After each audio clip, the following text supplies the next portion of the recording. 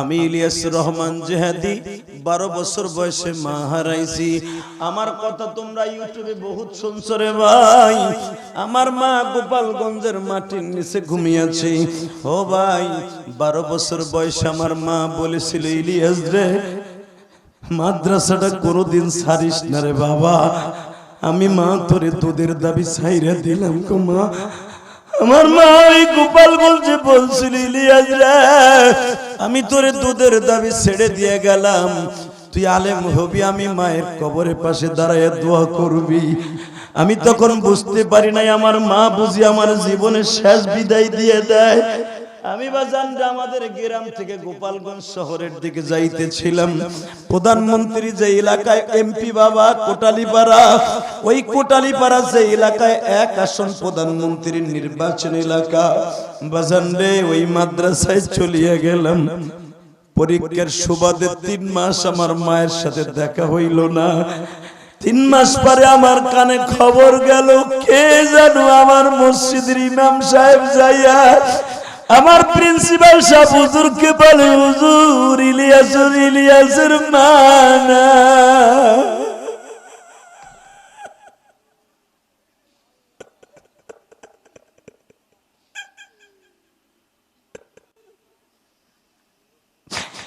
কারে ডাকবা মামা বলা, মাঝে দরাই না আমার মতো করজানো বাইজান, মা দুঃখিনী না। আল্লাহ হেফাজত করুন, দরকার আমিন। আমরা মুসলমান, পৃথিবীর শ্রেষ্ঠ সন্তান আমরা। কথা বলেন না কেন? তাহলে এবার আমার দিকে তাকান। কোরআনের চাইতে দামি কোন সূর আছে? পৃথিবীর সবচেয়ে বড় যাযাবার, ডিক্টেটর, স্বৈরাচার, জালিম নাম তার হলো, জোরে কর, নাম কি? আরো জোরে, নাম কি? কি খালতো ভাই লাগে? পৃথিবীতে আজ পর্যন্ত কোন ধর্মের মানুষের নাম আবু জেহেল দেখছেন? কেউ রাখে না। কারণ কি জানেন? এই নামটা এমনই গজবী নাম, যেই নামটা শুনলে কেউ সহ্য করতে পারে না। কথা কর, আরো জোরে, আমরাও সহ্য করব। এই কোরআনের জন্য যদি কখনো জীবন দিতে হয়, রাজি আছেন না? ঠিক ঠিক এমনই একজন নাস্তিক জালিম যুগে যুগে আল্লাহ জন্ম দিয়েছেন। নমরুদের জামানায় ছিল, ফেরাউনের জামানায় ছিল, আমার নবীর জামানায় সবচেয়ে বড় নাস্তিক নাম তার আবু জেহেল। হঠাৎ করে আমার নবীর কানে খবর আসলো, নবী তখন মদিনায় হিজরত করছে। নবীর কানে খবর আসলো, চিরতরের জন্য ইসলামকে ধ্বংস করে দেওয়ার জন্য বেঈমান আবু জেহেল 1000 বাহিনী লইয়া মদিনায় আইতেছে। নাউজুবিল্লাহ, যে যত জোরে বলবেন শরীরের বডি তত ভালো থাকবে। ইসলামকে এত সহজ, এত তাড়াতাড়ি বিদায় করে দেওয়া যাবে? জোরে কোন, আরো জোরে, আরো জোরে। যে যেমনি আসো তাকায় থাকবা। আমি আমার মা বোনদেরকে বলবো, আপনারাও তাকায় থাকবেন আল্লাহর দিকে। আপনি একটা সন্তানকে তৈরি করেন মুহাম্মদ বিন কাসেমের মতো, একটা সন্তানকে তৈরি করেন মুহাম্মদ বিন আব্দুল্লাহর মতো, আপনি একটা সন্তানকে তৈরি করেন ইলিয়াস রহমাতুল্লাহর মতো, একটা সন্তানকে তৈরি করেন জাকারিয়া সাহেব রহমাতুল্লাহর মতো, একটা সন্তানকে তৈরি করেন আহমদ শফি সাহেবের মতো। কষ্ট হইতেছে? যখন আমার নবী শুনলেন 1000 বাহিনী লইয়া বেঈমান আমারে মক্কায় থাকতে দেয় নাই, 2টা বছর কেবল গেছে, ও আবার মদিনায় আইতেছে 1000 দাও সরকি ওয়ালা লোক লইয়া, আবার ইয়ামান থেকে কিছু ডাকাত ভাড়া করে লই আইতেছে।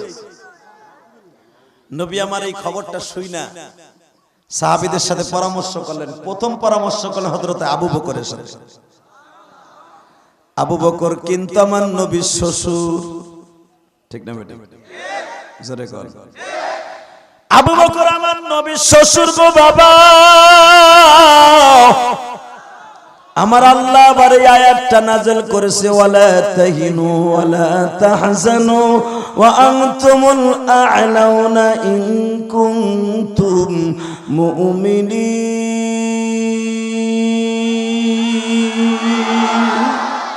ইয়া আইয়ুহান নাবিয়্যু হাররিজিল মুমিনিনা আলাল কিতাল।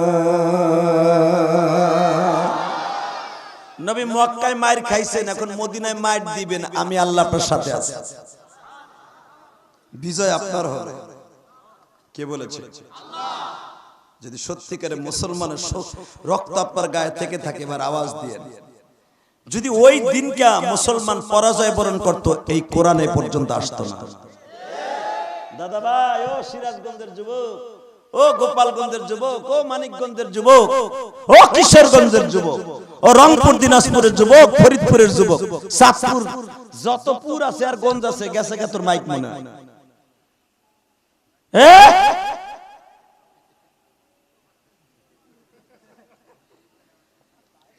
মুসলমান ভাইরা, আওয়াজ কমাই দিছে। তো টেন্ডেস্টার গেছে, হাসিস, তোর হাসি দিন মিষ্টি মিষ্টি লাগে। আল্লাহু আকবার জোরে কমতা। নবী আমার পছন্দ, নবী আমার পরামর্শ করলেন তার শ্বশুর আবু বকরের সাথে। আবু বকর, তুমি আমার খেলার সাথী, তুমি আমার বাল্য বন্ধু, আবার আজকে তুমি আমার শ্বশুর। আবু বকর, তুমি বলো তো, তুমি বলো কি? মক্কার বেঈমানগুলো 1000 বাহিনী লই আইছে, বিশাল বড় বাহিনী, এবং এই যুদ্ধের মধ্যে সবচেয়ে বড় বড় বাহাদুর আছে। উতবা আছে, সাইবা আছে, মুগিরা আছে, উতবার ছেলে ওলীদ আছে, যাদের একজনের সাথে 100 যুবক পারে না। এখন বলো কি পরামর্শ করা যায়? আবু জেহেল বলে, নবীজি, আমি আবু বকর কারো গায়ে এখনো পর্যন্ত একটা চটকানি মারি নাই, কিন্তু আপনার সাথে যাই আমি জীবন দিব। আপনি খালি একবার বলবেন আপনার সামনে পিছনে আমি আবু বকর আছি। আবু বকরের কথা শুনে আমার নবীর দিলটা একবারে চিতই পিঠের মতো গলে গেলেন। শুকনা মাটিতে পানি পাইলে যেমন গলে যায়, আমার নবী আনন্দের চিত্তে গলে গেলেন। বাজারে চলে গেলেন ওমরের বাড়ি। ওমরকে জিজ্ঞেস করলেন, ওমর রে, মক্কার বেঈমান গুলো আসতেছে রে ওমর,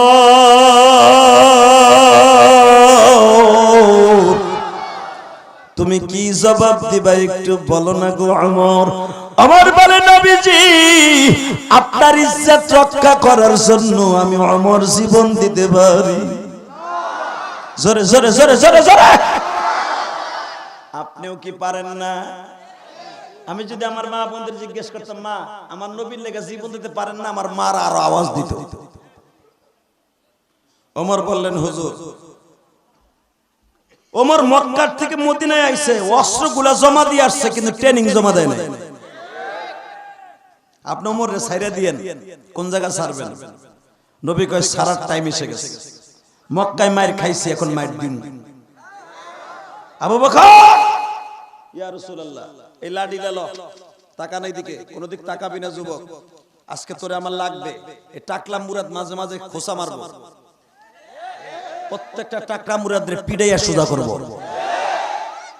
দেখ ভাই, টাকলা মুরাদ যদি আওয়ামী লীগের মনোনীত প্রার্থী হইয়া এমপি মন্ত্রী, আমার আওয়ামী লীগের বন্ধুরাও ভালোবাসে না, কারণ সে এমন জায়গা আঘাত করছে, সে ইসলাম নিয়ে কথা বলেছে, এটা কেউ মেনে নিতে পারে না। আর ওর কথা কেউ মাইনে নিলে সে মুসলমানও থাকবে না। আমার নবী বললেন, ওমর, আমি জানি তুই ট্রেনিং জমা দিস নাই, অস্ত্র জমা দিস আমি নবীর কদমে। ওমর, এই লাঠি লো, আমার শ্বশুর আবু বকরে দে, দিলাম। তুই খাতা কলম ল, নিলাম। আবু বকর, এই লাঠি দিয়া মাপ দেন, কারে কারে যুদ্ধে নিয়ে যান, সেনাবাহিনীতে কারে কারে নিয়ে যান। আল্লাহু আকবার জোরে বলতে পারো না? সেনাবাহিনীরা মাপ দেয় না, সৈন্য নেওয়ার আগে মাপ চলতেছে, মাপ। বাজান রে, মাপতে মাপতে মাপতে মাপতে সাইজ হয়ে গেল, সাইজও আছে, শক্তিও আছে, এরকম ভাবে 311 জন। আসলে আপনার কষ্ট হয়ে গেছে, আর হইব না, না না, দেখা যাবে। মাপতে মাপতে বাবা হয়ে গেল আল্লাহর হুকুমে 311 জন। কত? আপনি জানেন, এখন একটা দামি কথা শোনাবো, এই কোরআন বুকি নিয়ে, এই 311 জনের একজন জাহান্নামে যাবে না। এবং তাদের কথা শুনে যারা কানবে আর ইমানের বল সাথে আনবে, তারাও জাহান্নামে যাবে না। কি মনে করলেন আপনি এই 11 জনকে 311 জন? যুবক ভাই, আমি চাই তাদেররা যখন যেই গাড়িতে জান্নাতে যাবে আমরা ওই গাড়ি একটা সিট বুকিং চাই। ইনশাআল্লাহ রাজি আসুস না? রেডি হ স্কুল কলেজের বন্ধুরা, রেডি হ। তোকে এখন কি আমি খুন্তা কোদাল দিয়ে পিটে তা না, অন্তরের দিক দিয়ে রেডি হ মদিনায় যাওয়ার জন্য। আল্লাহু আকবার জোরে বলতে পারো না? মদিনায় যাওয়ার নিয়ত আছে না নাই? দেখে আসবা সেই বদরে তাদের সেই রাজগুলি। রাখো 311 জন হয়ে গেছে। নবী বললেন ওয়াইদ গাদাউত, আল্লাহর কোরআনের কথা, ওয়াইদ গাদাউতা মিন আহলিকা তুবাব্বিউল মুমিনিনা মাকাইদা লিল কিতাল আল্লাহু সামিউন আলীম। নবী আমি দেখতেছি 311 জন হয়ে গেছে সকালবেলা মাপতে মাপতে। লিস্টিও আমি আল্লাহর কাছে চলে আসছে, আপনাদেরকে নিয়ে রওনা দেন। নবী আমার রওনা দিলেন সকালবেলা, বিবিদের কাছ থেকে বিদায় নিলেন। ইন দি মিন টাইমে কিছু দূর যাইবার পরে দেখে ছোট্ট একটা বাচ্চা, সে বাবার চাদর ধরে টানে, এইভাবে আমার দিক তাকায়, এইভাবে বাবার চাদর ধরে টানে আর বলে আব্বু আব্বু আমি তোমার একমাত্র পোলা, আমার একটু কোলে নিবা না?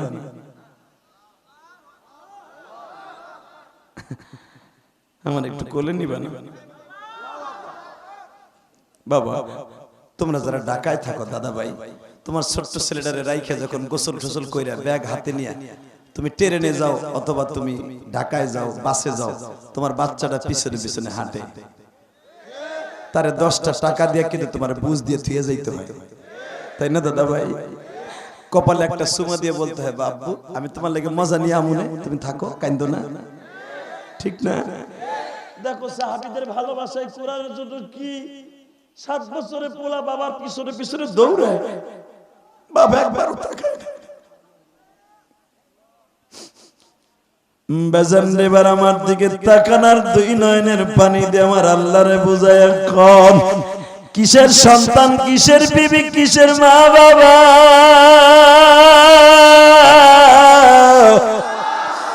সবাই রে ভুলে গেছে আমার নবীর সামনে বাবা। লা ইউমিনু আহাদুকুম হাত্তা আকুনা আহাব্বা ইলাইহি মিন ওয়ালিদিহি ওয়া ওয়ালাদিহি ওয়ান নাসি আজমাইন। নবী আমার বলছে তুমি মুমিন না, মুসলমান না যত সময় বলতো তোমার মার থেকে, বিবার থেকে, ছেলের থেকে, মা বাবার থেকে আমি নবীর বেশি ভালোবাসি না বাসবা। সাহাবী এইটাই মনের মধ্যে নিয়েছে, সবার চেয়ে নবীর বেশি ভালোবাসতে হবে। কিসের পোলা? পোলাটারে ধাক্কা দিয়ে সরাই কয় ডিস্টার্ব করবি না, যুদ্ধে যাইতেছি। নবী দেখতেছে ছোট বাচ্চাটা বারবার খালি বাবার চাদর ধরে টানে, আব্বা আব্বা একটু কইয়া যাও না, কবে আইবা, কবে আইবা, কবে আইবা, কথা বলবি না। নবীর সাথে যাইতেছে আর জীবনে আসবো না। মোনাজাত করে দেয় আব্দুল লতিফ ভাই, আব্দুল সত্তর ভাই, আল্লাহুম্মা আমিন, রব্বানা আযিম সালাম। আর তুমি কি পাগল নিয়ে তাড়াতাড়ি শেষ? আমি দেখি আমার ইমানে ভাইরা কেমন আছে। গতকালকে ওয়াজ শুনে দুর্বল হয়ে গেছেন, দেখা যাবে এবার সিরাজগঞ্জের মানুষ আর গোপালগঞ্জের মানুষ কার পেট খুলে কত জোর আছে। আল্লাহু আকবার জোরে বলো তো মুসলমান। পোলাডারে 7 বছরের পোলা ধাক্কা দিয়ে ফেলাই দিতে সব যুদ্ধে যাইতেছি আর কোনদিন আসবো না। এটা যদি আমি মোল্লা হইতাম দূর পোলা মাইয়া আগে, ঠিক না বেঠিক? কোরআনের প্রেমিক তারা কত ছিল রে ভাই, নবীর প্রেমিক তারা কত ছিল। পোলাডারে বাচ্চাডারে ধাক্কা দিয়ে ফেলাই দিয়া যুদ্ধে যাচ্ছে। তোমরা জানো নবী যখন 311 জন নিয়ে রওনা দিছে, 4 কিলোমিটার যাইবার পরে এই জায়গাটা আল্লাহ পাক আমারে বহুত বান নিছে। বাজানরে তোমরাও যাইও, আমি দোয়া করিও সিরাজগঞ্জ কাজীপুরের বাইরা, এ যুবক বাইরা, জীবনে একবার ওই জায়গাটায় যাইস রে ভাই।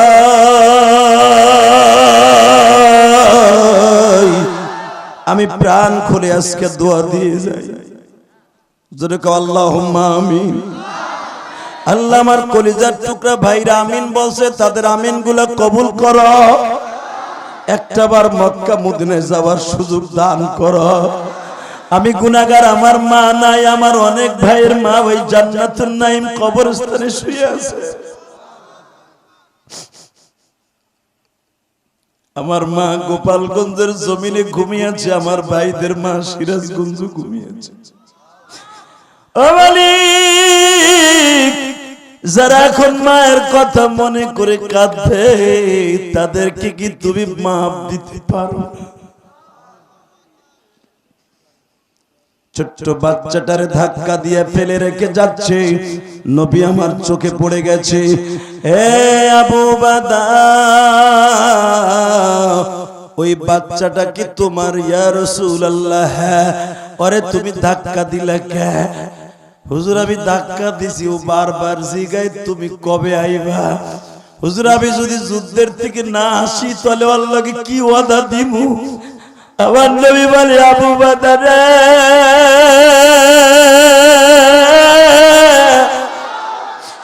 আমি নবী জীবনে আব্বা দেখি না।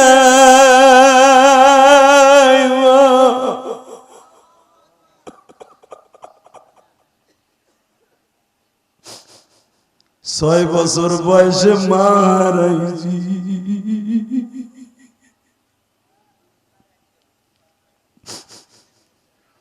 বাবার আদর পৃথিবীর কত দেশে যাইয়া খুঁজছি, বাবার আদরটা পাই নাই। অর্থ বাবা আছে এই জন্য বাবার আদর চাই। আমি নবী অর্ডার দিলাম, তোমার বাচ্চাটার একটু কোলে নিয়ে আদর দাও। আবু বাদা বাচ্চাটারে যখন কোলে নিছে, বাবার গলায় হাত দিয়া বারবার বলতেছে, আব্বু আমার লক্ষ্মী, আব্বু আমার কলিজার টুকরা, আব্বু আমার আব্বু, আমার আব্বু।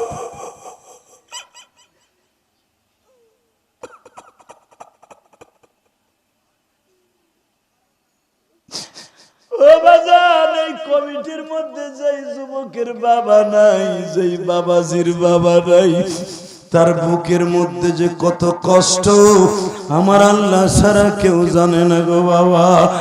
এ সিরাজগঞ্জের ভাইরা, আমি ইলিয়াসুর রহমান জিহাদি 12 বছর বয়সে মা হারাইয়া কত মায়ের আদর কাইড়ে নিতে চাইছি।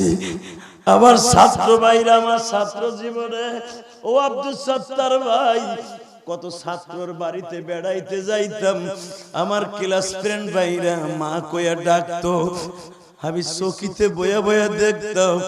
আবার ছাত্র ভাইরা কত সুন্দর মা কইয়া ডাকে, আমি ইলিয়াস মা কইয়া ডাকতে পারি না।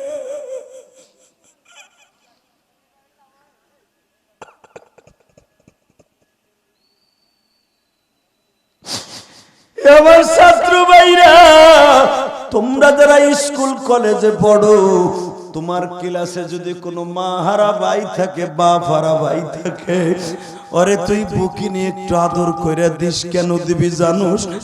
ওরে তুই বাড়িতে লয়ে যাস, ওরে একটু আদর করিস। কেন জানোস? ওর বুকের মধ্যে যে মায়ের কত কষ্ট আল্লাহ ছাড়া কেউ জানে না।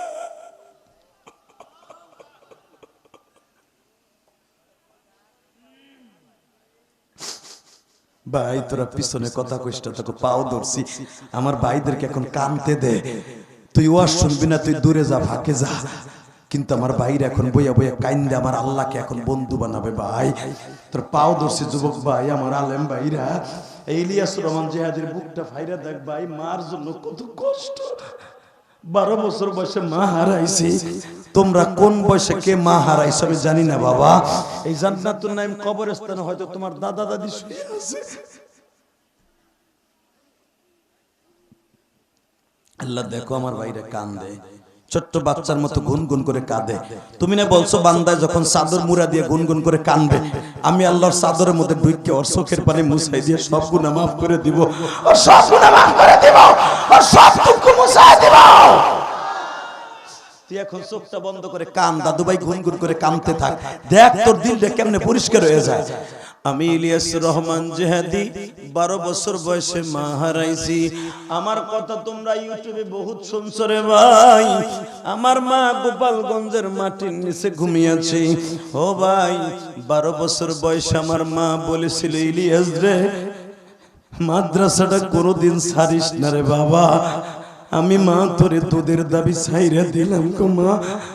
আমার মা ওই গোপালগঞ্জে বলছিল, ইলিয়াস রে আমি তোরে দুধের দাবি ছেড়ে দিয়ে গেলাম, তুই আলেম হবি, আমি মায়ের কবরের পাশে দাঁড়ায় দোয়া করবি। আমি তখন বুঝতে পারি নাই, আমার মা বুঝি আমার জীবনের শেষ বিদায় দিয়ে দেয়। আমি বাজান আমাদের গ্রাম থেকে গোপালগঞ্জ শহরের দিকে যাইতেছিলাম। প্রধানমন্ত্রী যে এলাকায় এমপি বাবা কোটালীপাড়া, ওই কোটালীপাড়া যে এলাকায় এক আসন প্রধানমন্ত্রীর নির্বাচন এলাকা, বাজান রে ওই মাদ্রাসায় চলিয়ে গেলাম। পরীক্ষার সুবাদে 3 মাস আমার মায়ের সাথে দেখা হইল না। 3 মাস পরে আমার কানে খবর গেল, কে জানো আমার মসজিদের ইমাম সাহেব যাইয়া আমার প্রিন্সিপাল সাহেব হুজুরকে বলে, হুজুর ইলিয়াসের মা না।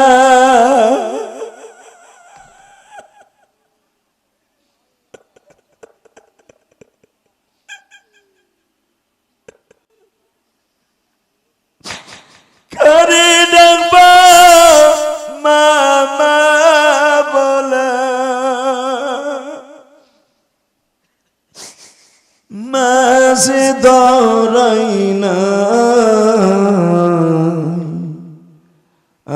আমার মতো করজানো বাইজান, মা দুঃখিনী না।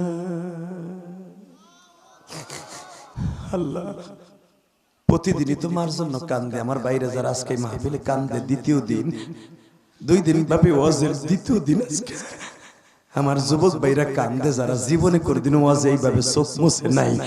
আমি জানি না আমার কোন ভাইয়ের মা অসুস্থ, বাবা অসুস্থ। আল্লাহ মা আছে কিন্তু অসুস্থ, দেও না আমার ভাইদের মা বাবারে সুস্থ কইরা, দেও না আমার ভাইদের বেরেন শক্তি খুইলা, দেও না আমার যুবক ভাইদেরকে ইমানদার বানাইয়া, দেও না আমার কলিজার ভাইদেরকে নামাজি বানাইয়া, দেও না তোমার প্রেমিক বানাইয়া, দেও না ওয়াদার মতো বাবারা বানাইয়া। যারা বাপ হারায় বলছে দেও না তার বাবারে মাফ কইরা। ভাই এখন তোর পাও ধরছি, তোর কান্না না আসলো কানবি এখন, কলিজারে হিট দে। এই ওয়াজই আমার জীবনে শেষ ওয়াজ। আগামীকালকে আমি মোটরসাইকেল অ্যাক্সিডেন্ট করে মারা যেতে পারি, আমি আগামীকালকে আজরাইলের সাথে দেখা দিতে পারি। সব পাপ। যুবকরে আমি কি জানতাম আমার মা আমারে বিদায় দিয়ে চলে যাবে গো বাবা। আমার প্রিন্সিপাল সাহেব হুজুর বললেন, ইলিয়াস রে বাবা তোমার পরীক্ষা দিতে হবে না, তুমি বাসায় যাও। আমি বললাম হুজুর আরো 3টা পরীক্ষা আছে। না তোর পরীক্ষা লাগবে না, যা। আমি তখনও বুঝি নাই আমার মা চলে গেছে। আমি 12 বছরের পোলা ভাই, এ যুবক 12 বছরের ছেলে। আমি হুজুরের সাথে দৌড়াইয়া বাড়িতে গেলাম। বাবা আমার বাড়ি কিন্তু ওই কোটালীপাড়া থেকে প্রায় 60 কিলোমিটার দূর। ও বাবা আমি যখন বাড়িতে গেলাম, যায় দেখি আমার বাড়ির সবাই বাবা নিস্তুপ, কেউ কান্না করে না, কারণ আমি যদি আবার বেহুশ হয়ে যাই। আমি আবার মসজিদের কাছে যাইয়া দেখি বাবা আবার জনম দুঃখিনী মা এইরকম কাপড়ের কাপড় পরে শুয়ে আছে।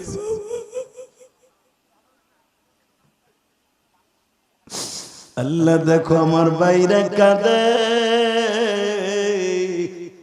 আমাদের মসজিদের সামনে জীবনের শেষ পাগলকিতে উঠি আমার মা শুয়ে আছে। আমি একটা চিৎকার দিয়ে বলছিলাম, মা তোমার ইলিয়াসকে কে ভালোবাসা দিবে গো?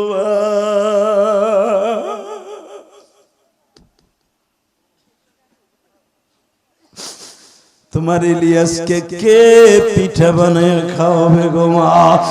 ও আমার বাইরে যখন মাহফিলে যাই, কত মা আমারে কত রং বেরঙের পিঠা বানায় খাওয়ায়। আহারে কত মা পিঠা বানায় মাহফিলে গেলে খাওয়ায়। আমার মায়ের মতো তোর কেউ সাদা পিঠা খাওয়ায় না বাবা।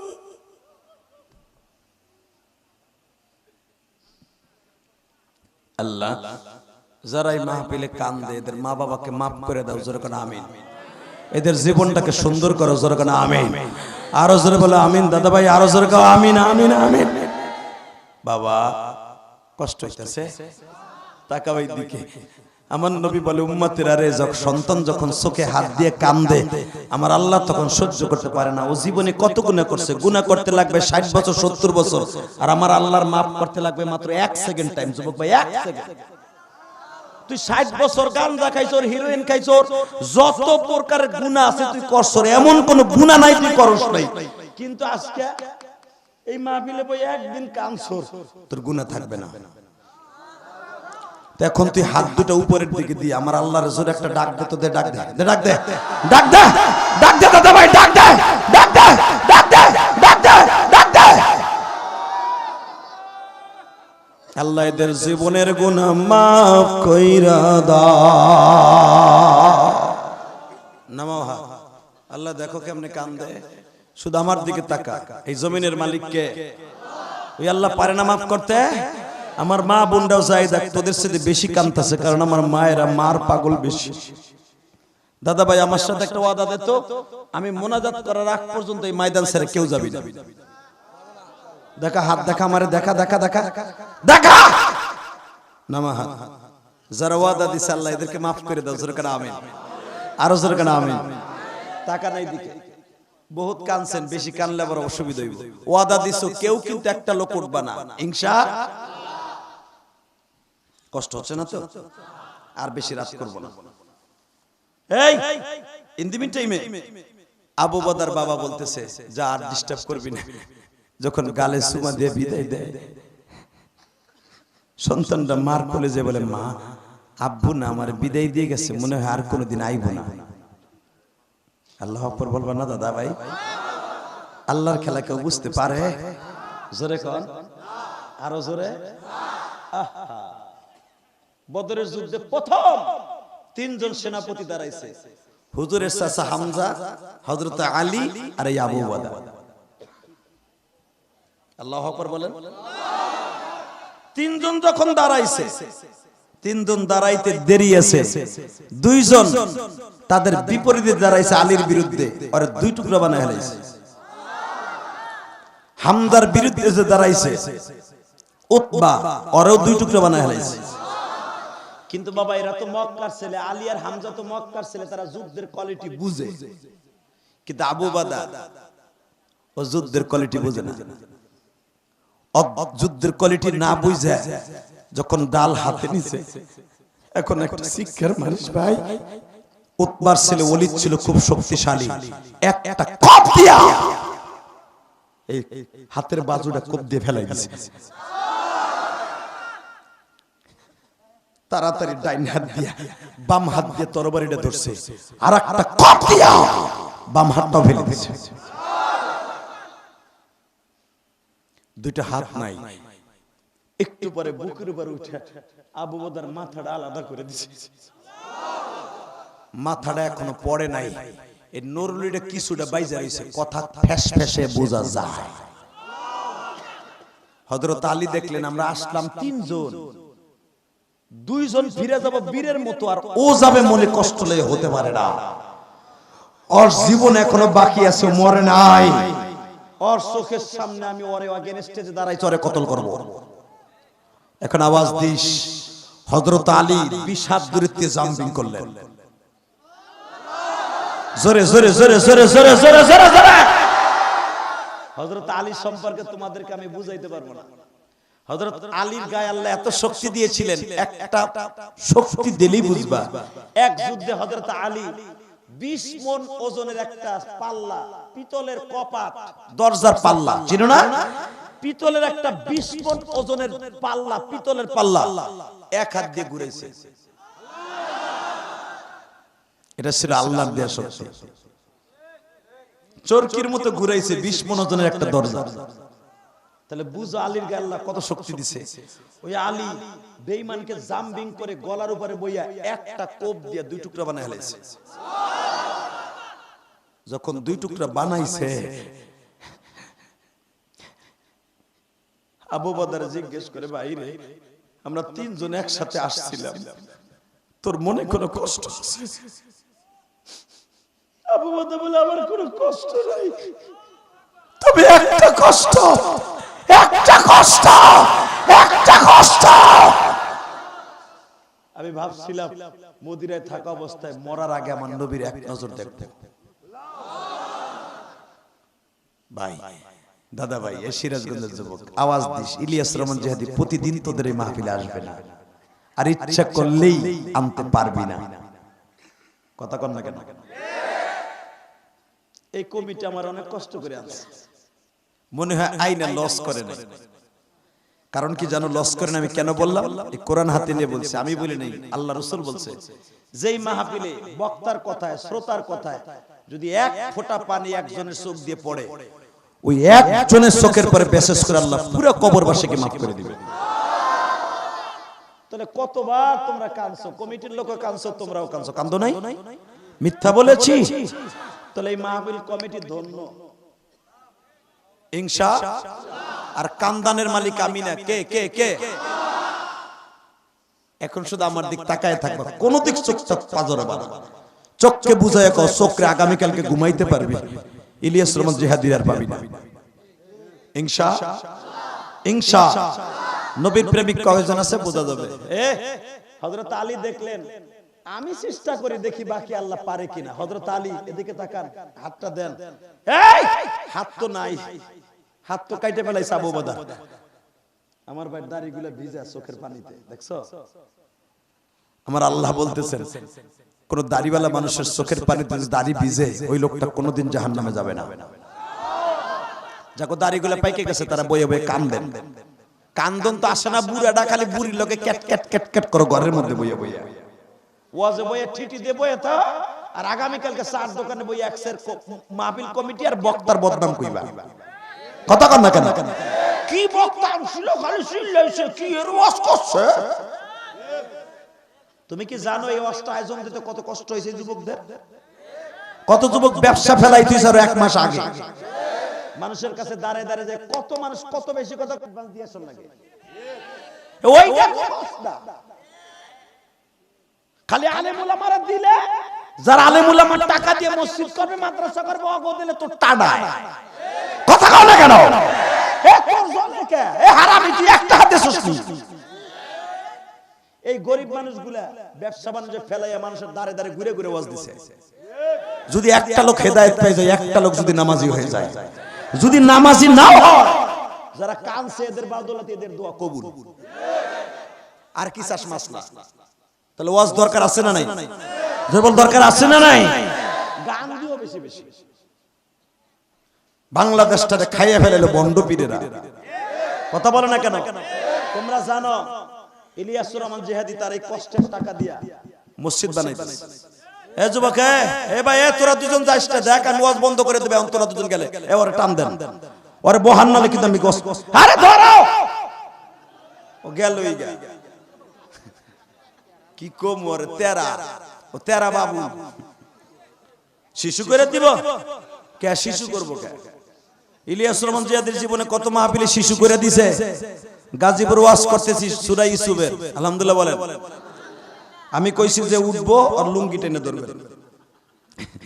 এক চাচার প্রস্রাব হয়েছে আধা ঘন্টা আগে, তো চাচায় তো খালি গুতাইতেছে। হ্যাঁ চিন্তা করতেছে যদি মাহফিলের মাঝখানে বইছি আর সূরা ইউসুফের তাফসীর যে মজা, আর জিহাদি হাসাইতেছে কান্দাইতেছে, উঠতে গেল পোলাপানের হাতে লুঙ্গি টান খামু, কি করন যায় কি করন যায়। চিন্তা ভাবনা করে চাচা চিন্তা করে, প্রস্রাবও কথা হনে না। চাচার নিচের দিক চাই দেখে কুটা খেড়, এখানে মারলো পানি বাইয়া যাইব। কোন জালায় বললাম, প্রস্রাবেও কথা হনে না, লুঙ্গি টানো খাওয়ান লাগবো।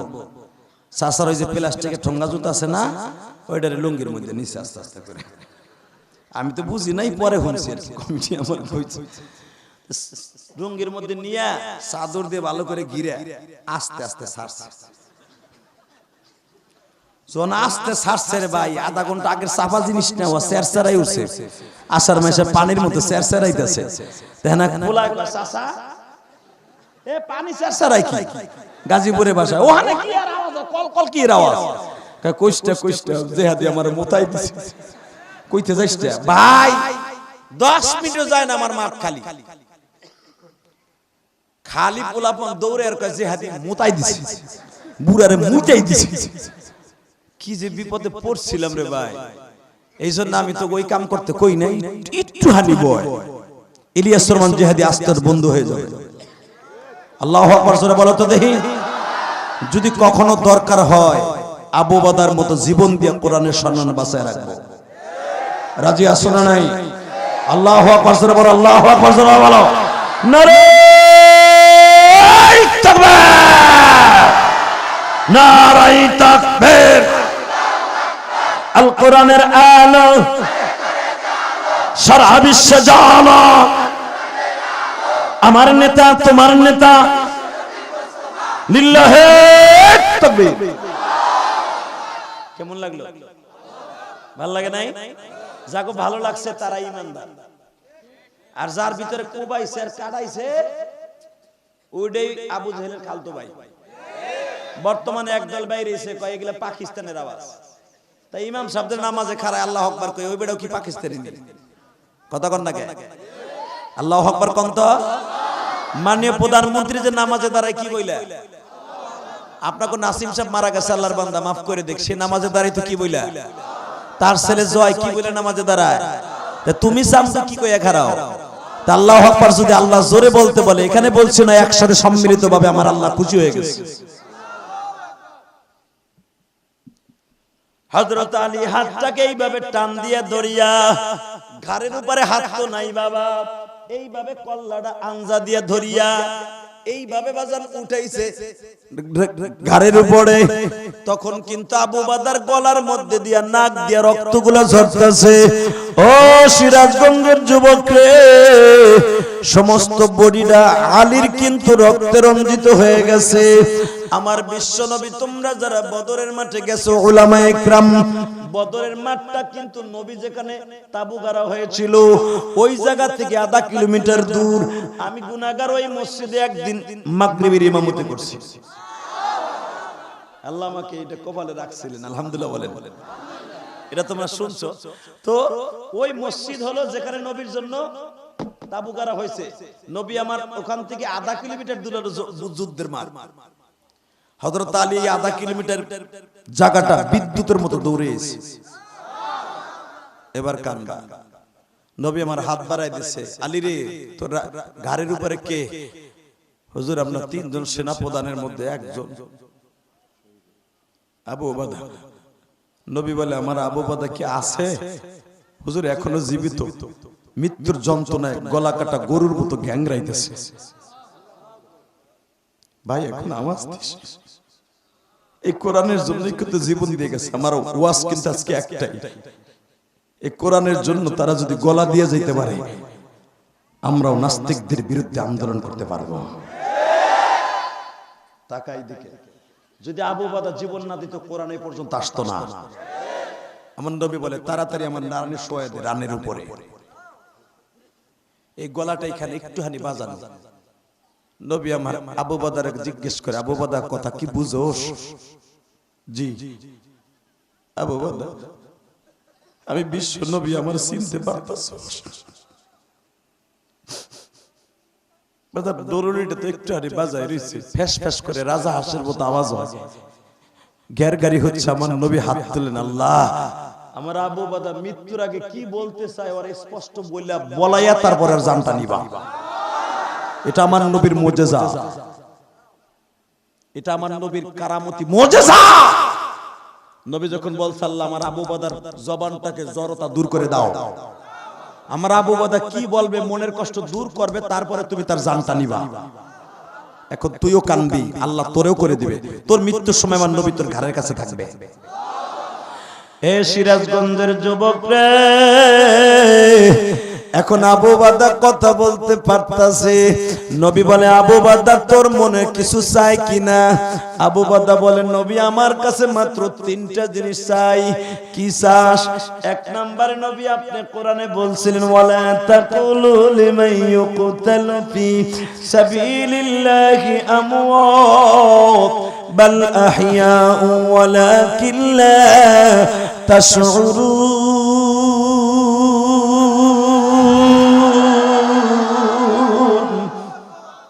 নবী যারা ইসলাম প্রতিষ্ঠার জন্য মৃত্যু হবে তাকে আল্লাহ মরতে না কইছে, তারা বলে জীবিত।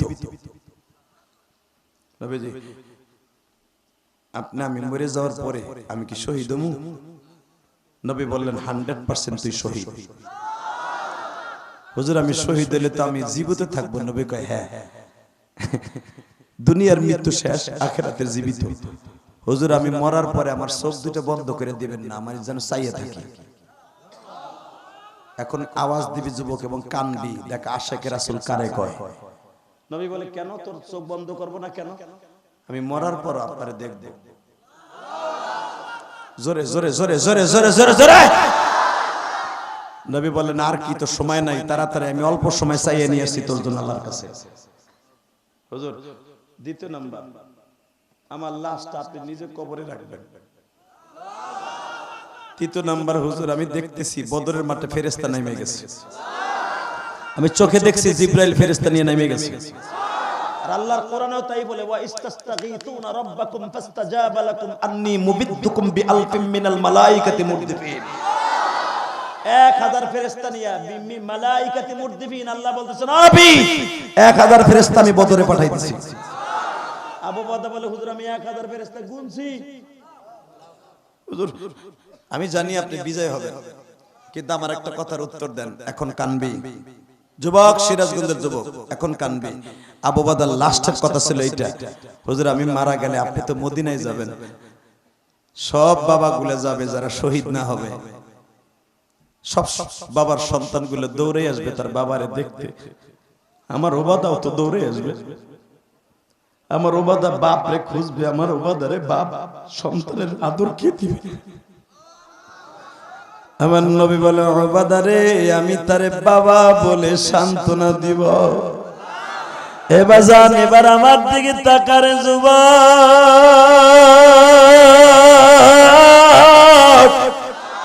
রমজান মাসের 17 তারিখ বদরের যুদ্ধ হইল, 25 তারিখ নবী বিজয় ভেসে ওবাদারে দাফন টাফন করিয়া মদিনায় ঢুকলেন। ওই ওবাদা দৌড়ায় আসতেছে তার বাবারে খোঁজার জন্য। এই জামানায় তো বাবা মোবাইল আছে, টেলিফোন আছে, শুনতে পারে তার বাবা নাই। ওই জামানায় তো বাবা খবর না দিলে কেউ জানতো না গো বাবা। নবী আমার নিষেধ করছে, ওবাদারে কেউ বলবা না তোমার বাবা আবু ওবাদা মারা গেছে। ওবাজান ছোট্ট 7 বছরের ওবাদা, শত শত মানুষের মধ্যে খুঁজতেছে তার বাবাই কই। আবার নবী হাত বাড়ায় বলে ওবাদা রে তুই আমার কোলে আসতে বাবা। নবী তারে কোলে নিয়ে আদর করতেছে, বাবা তুমি আজ থেকে আমারে আব্বা কইবা। ওবাদা নবীর বুকের মধ্যে মাথাটা ঠেকায় বলে নবীজি তলে কি আমার বাবা আজকে দুনিয়ায় নাই? আমার নবী বলে তোমার বাবা এমন দেশে গেছে যেই দেশে থেকে আর কোনোদিন আসবে না।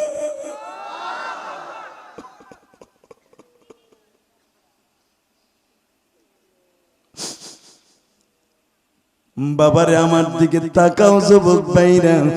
একটা যুবক প্রবাসী ছিল, তোমরা আমার এই ওয়াজটা শুনছো, প্রবাসী অনেক ভাইরা আমার ভক্ত সিঙ্গাপুর থেকে বাংলাদেশে আসছে, বাবা আমারে দিয়ে একটা ওয়াজ দেয়াইব। সে একার খরচে ওয়াজ দিবে, আমার সাথে কন্টাক্ট করলো। আমি মাওয়াঘাট পার হইয়া বাবা মাদারীপুর গাড়িটা নিয়ে রওনা দিব। আমার গাড়ি ফেরি পার হয়ে গেছে। আমার ওই ছেলেটা বললেন হুজুর কোথায় আছেন? আমি বললাম আধা ঘন্টার ভিতরে আপনার ওখানে পৌঁছে যাব। এই ছেলেটা বললেন হুজুর তাহলে আমি আপনার জন্য কিছু নাস্তা কিনে নিয়ে আসি। আল্লাহর কারিশমা বোঝা যায় না বাবা। ছেলেটা শহর থেকে ফল কিনছে, 4-5 পদের ফল কিনিয়া ছোট্ট মেয়েটার হাতে দিয়া বাপ আর মাইয়া বাজারে মোটরসাইকেল দাবড়াই আসতেছে আমারে রিসিভ করবে। পিছনের থেকে বাবা একটা কভার ভ্যানে আসি এমন জোরে চাপা দিছে। আমার জীবনের একটা স্মরণীয় ঘটনা যুবক তোদের বলে দিয়ে যাই, বাহাদুরি করিস না রে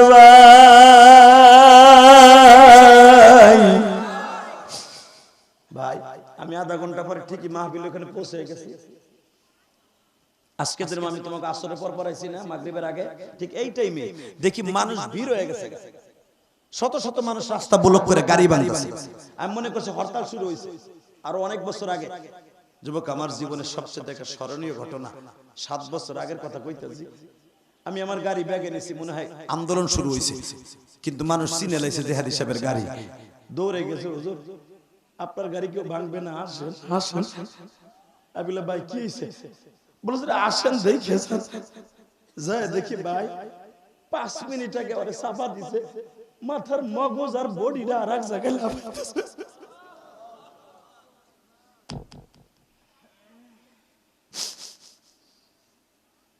চোখের সামনে চলে গেল। মেয়েটাকে হসপিটালে নিল। এখন তুই কানবি যুবক, আমি কান্দি প্রতিদিন, তুইও কানবি। আমি যাই, যখন কাপড়ের কাপড়টা ওই ছোট্ট মেয়েটার সামনে বাবারে পড়াইছে, 6 বছরের মাইয়া, ওর মাথা ডোফাইটে গেছে, ওর আল্লাহ বাঁচাই রাখছে। ওরা আমি সাথে নিয়ে আসলাম। মা মা আমার জিগাই, হুজুর আমার আব্বু গতকালকে রাত্রে তোমার ওয়াজ দেখাইছে। 6 বছরের মাইয়া বুঝে না যে আমার আব্বা মারা গেছে। কাফন পরে যখন মসজিদের খাট পাশে শোয়ে রাখছে, আমি যেই প্যান্ডেলে ওয়াজ, ওই প্যান্ডেলে জানাজা।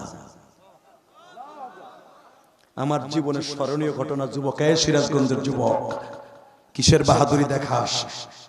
তো আমি যখন জানাজায় শরীক হলাম, বিশ্বাস কর, ছোট্ট মেয়েটা বাবার লাশের কাছে দাঁড়ায় বলে, আব্বু তুমি কই যাইতেছো, আব্বু তুমি কই যাও?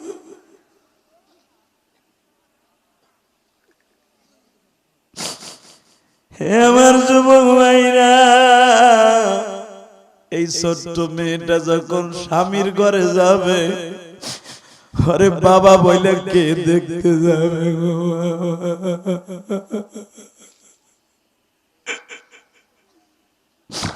আমি তোমাদের চোখে পানি দেখতাছি রে মা।